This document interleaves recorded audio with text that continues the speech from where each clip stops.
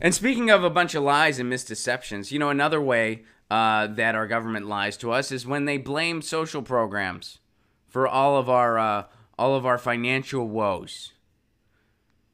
Instead of looking at the military, you know, I mentioned the wheel that I saw when I was in Scotland, and it was this wheel that they had where it said how much they spend on everything, and there was this chunk for health and services, there was this chunk for the arts, there was this chunk for infrastructure, and then there was a chunk for military, and then there was a chunk for education. If the United States has a wheel like that, we don't have one, because if we did, it would just be war and then a little sliver for everything else.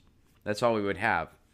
But politicians want to make you think that Social Security is the problem, that Medicare is the problem.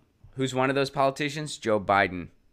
Joe Biden once boasted about wanting to cut Social Security, Medicare, Medicaid, and veterans benefits.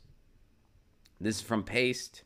So Joe Biden is the only 2020 Democrat to have supported the balanced budget amendment. In a floor speech from January 1995, a younger but still corporatist, Biden chided liberals in his own party over their reluctance to cut federal spending on programs like Social Security, Medicare, Medicaid, and veterans benefits.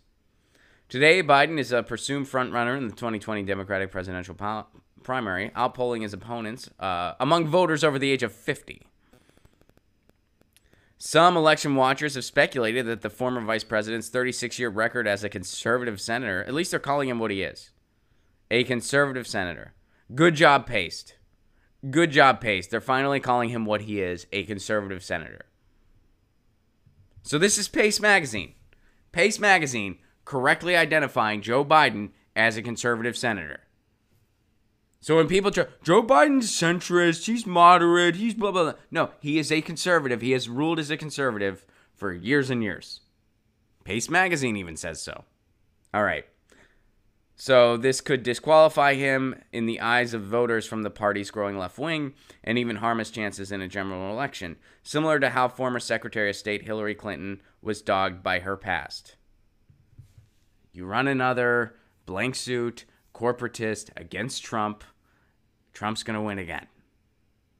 You run another Hillary Clinton against Donald Trump, Trump's going to win again. That's why all these people that's like, the blue no matter who, well, you got to, if Biden's the person, you got to, look, if Biden's the guy, he's going to lose. Biden will lose.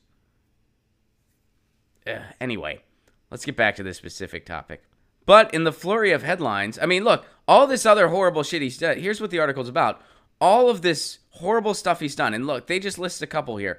Biden's ill-conceived crusade against school integration busing in the 1970s. His handling of Anita Hill's testimony. The 1994 crime bill, which he wrote.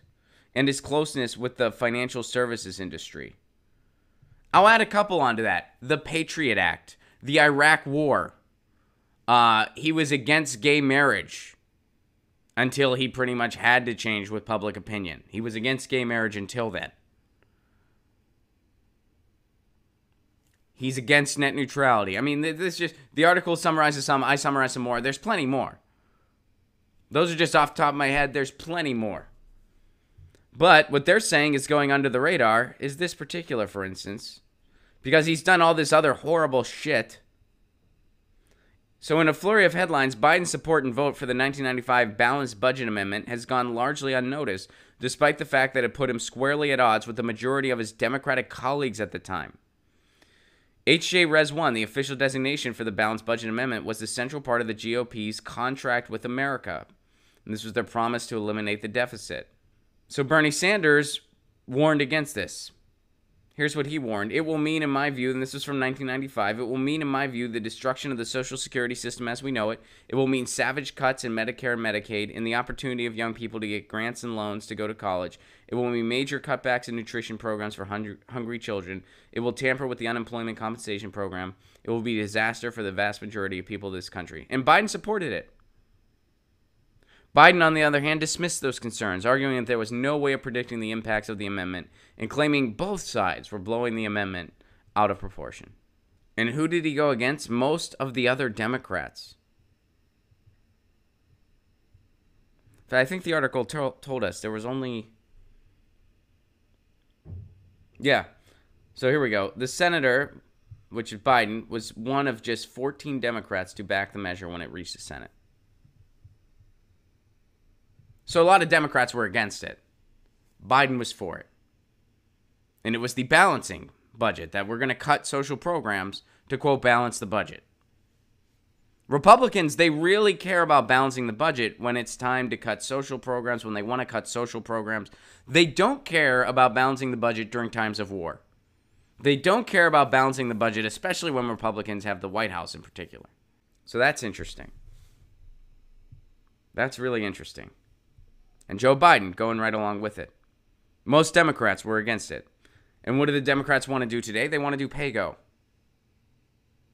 where we only do any type of progressive policy if it's already in the budget.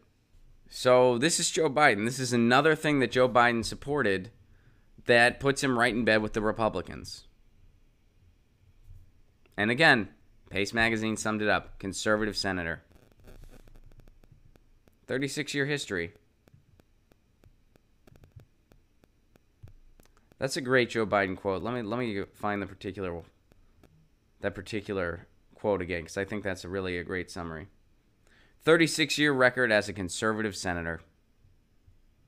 36-year record as a conservative senator. When Joe Biden boasts about his experience, what experience is he referring to? According to Pace Magazine, a 36-year history as a conservative senator. They don't even say moderate. Which, by the way, moderate in the United States is conservative or even far right everywhere else in the world. Everywhere else in the industrialized world. Moderate by our standards is conservative everywhere else. That's why, we did a video on that a while ago. We did a video on how, moderates are just conservatives. And people were like, am I not allowed to be in the middle on issues? Like, no, you're allowed to think however you want. You're allowed to think however you want. That's your choice.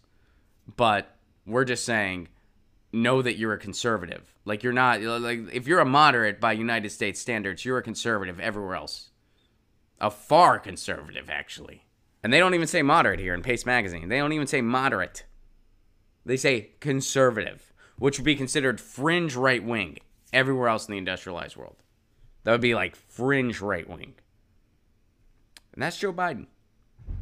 That's Joe Biden. That's the resistance. Yeah, we don't have any problems here. Get your news on with Ron. Don't you want to know what's going on? We're getting our news on today. Get your news on with Ron. Don't you want to know what's going on? We're getting our news on today. You can tweet me an article at Ron Placone. We'll go through it together and